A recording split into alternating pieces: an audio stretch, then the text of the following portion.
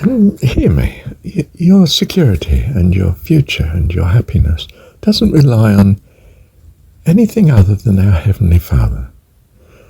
You couldn't have come into existence or this universe but for Him. Any other notion, then, of being dependent on anyone else is just absurd. You're not dependent on someone repaying you a loan you made them.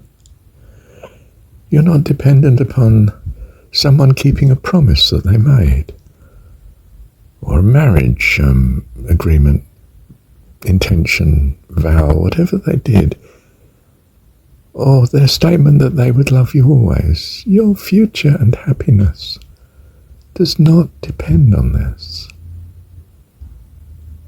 All of your being utterly depends upon one and one only, your Heavenly Dad. Every breath you breathe, every moment you have, every atom of the universe, every thought is there because of God. And to trust and believe anything other than that seems inferior to me, and probably to you too. I don't mean we know. I just mean this is what we value. And to trust anything else and to love anything else seems so inferior. Would be madness. We love and are devoted to what we value. And that's the personification of our God as our Dad, wonderful Heavenly Dad. And part of His loveliness is that we can trust Him to put us right in our misconception of Him. Anything that we've got that's astray, we can trust Him for putting us right, guiding us, teaching us, leading us, hedging us round, protecting us, and supplying all our needs, that we come through, that we abide always in His loving care. Just in passing, since I've mentioned the word abide, can I say that some words we use have an incredibly good association.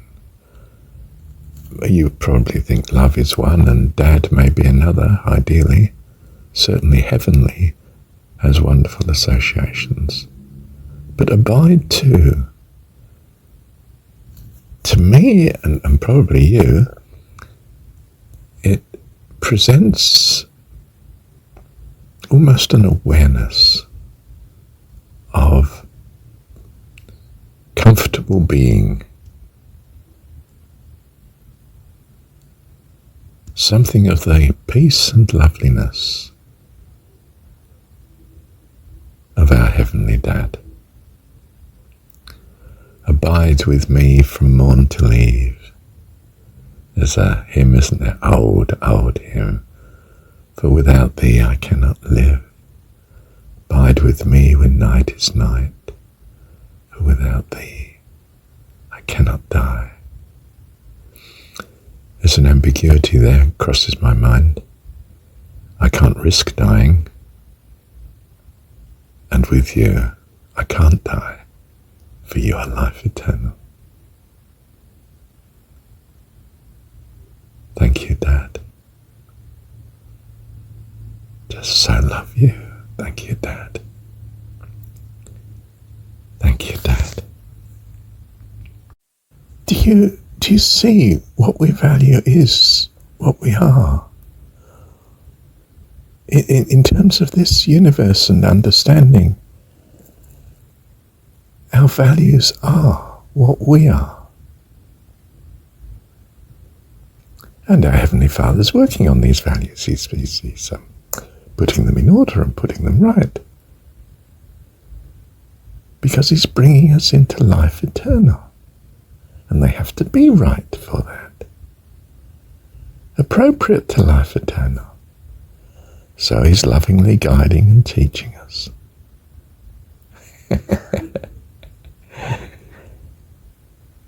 Is to believe anything else superior to this? No.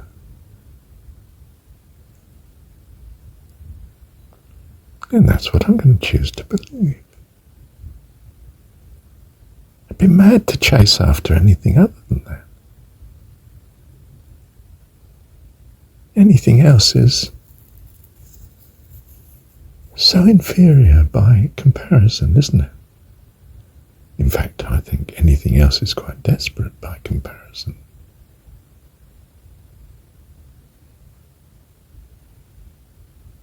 And really, absolutely so.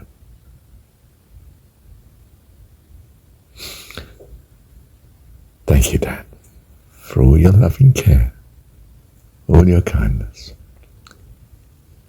Our Heavenly Dad, thank you for all your love.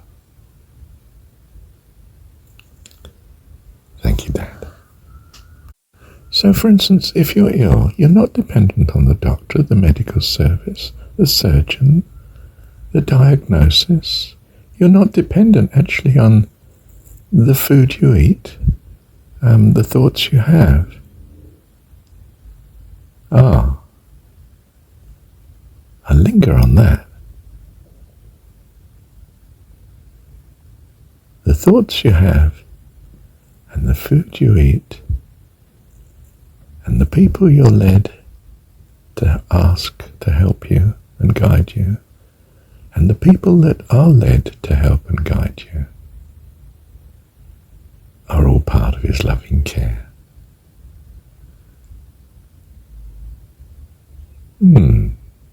Let me pause a minute. So, our assurance is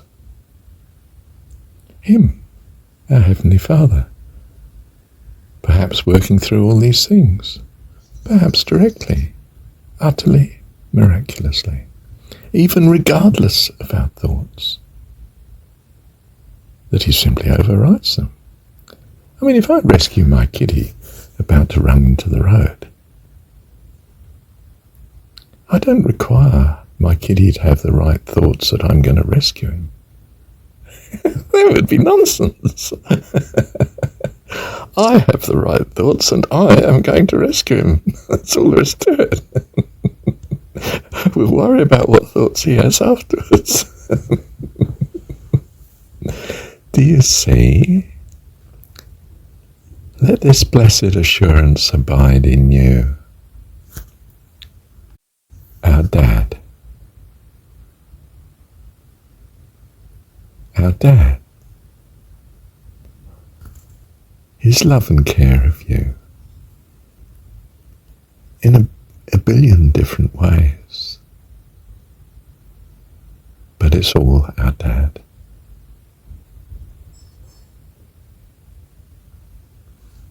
Love you, Dad. Thank you, Dad. Someone falls in love, they see this person and they start to ascribe to them every goodness in the book. I mean, totally unreasonable. This person becomes an angel, a saint, a god, a goddess. I mean, that's what love is.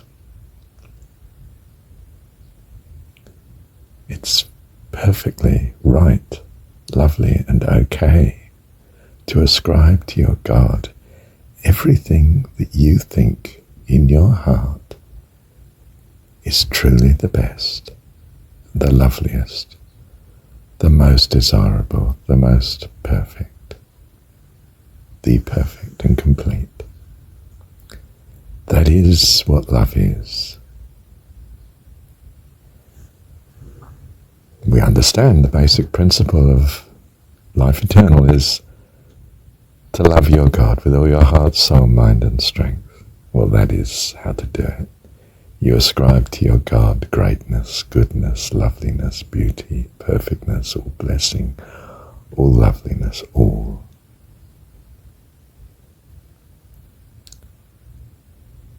Hereby you'll know that you love God because you're doing this. Why are you doing this? Because the love of God is in you, has come unto you. You are loving. I'll say him, your God. I mean, whatever your pronoun is, all right? You are loving the personification of all that you truly value. What else could you love? Anything else is inferior from your point of view, and there's no way you wish to give your God the inferior. Why? Because you wish to love him with all your heart, soul, mind and strength, and to wish that you loved him in such a way is the loving of him in such a way. Part of that is unquestionably that you trust him to lead you through and put you right and guide you and bring you to life eternal. And all those you love. And perhaps that circle is ever increasing and embraces all that he loves. Of course, by definition. Your definition. Your God.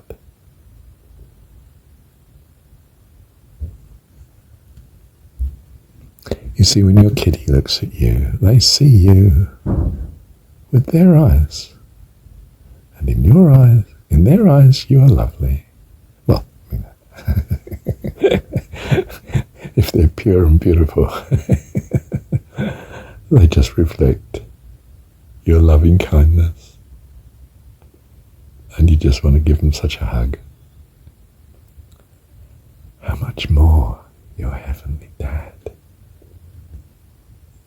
quite simply wants to give you such an eternal hug. Embrace, if you like. Hug. Love you, Dad. Love you, Dad. Love you, Dad. Thank you, Dad. This is a complex one, but think a minute. In the image of God made he man. And we in our image are making him God. We're taking our values and we're saying this is our God. Personification of our values. We're in a circular truth here, not a falsehood, a truth. If it is true that we are made in the image of God, then when we make God in our image, we simply end up reflecting God back.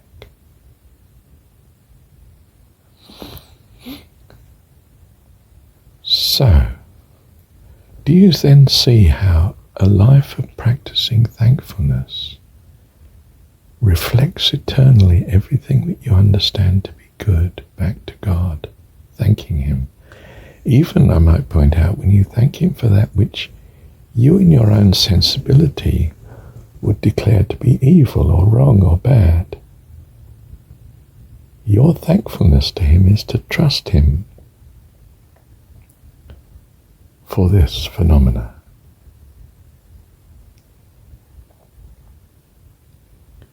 You are reflecting back to him whatever you receive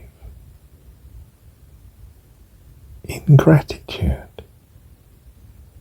Now that's strange. that seems to require a lot of trust if you actually think that from your narrow point of view, this thing doesn't seem good. You know, the wife's just left you. I mean, this is not everyone's ideal of how life should have turned out. But you're thanking him for it. Not because you're loving the situation, but because you're trusting him. His love, his goodness, his loving care of you, yourself. You're trusting him. Wow.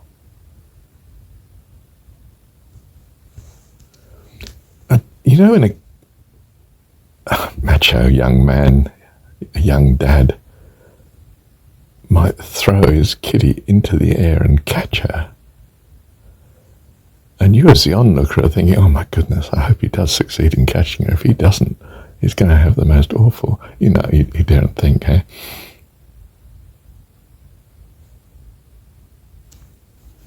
But with our God, you trust him utterly, because that's what you value. Someone you can trust utterly. Both his competence and his love. So you're presented with you being thrown into the air. And you're giggling and chuckling because it's your dad. It's your dad that's there. To not just catch you, but even have what is happening in the air. Master of all, Lord of life, creator of everything, every thought.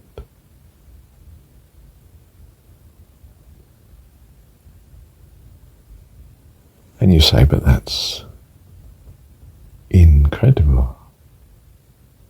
Not credible. That's right. That's what trust is. It overrules the incredible. It stares in the face of what the world would have said was a disaster or an adversity and says, thank you, Dad. I'm trusting you.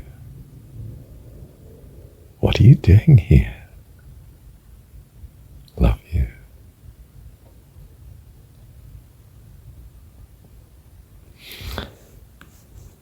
Okay, you could say that's some ideal, and you can't take hold of that at the minute. It's all right. Just to know where you're going. It's a bit like saying, I want to love God. Well, to want to love God is to love God. And to know where you wish to go is to be where you're going. Because that's what you value. And you are eternally moving towards what you value. And he's eternally steering it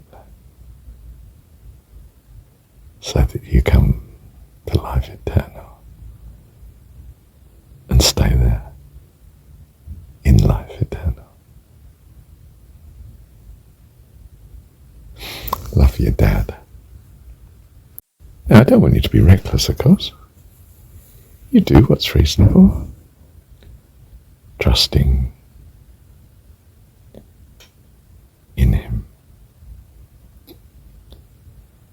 To do what's reasonable without trusting in him is so sadly inferior. But to do what is reasonable, trusting in him, is wonderful. is life eternal. Thank you, Dan.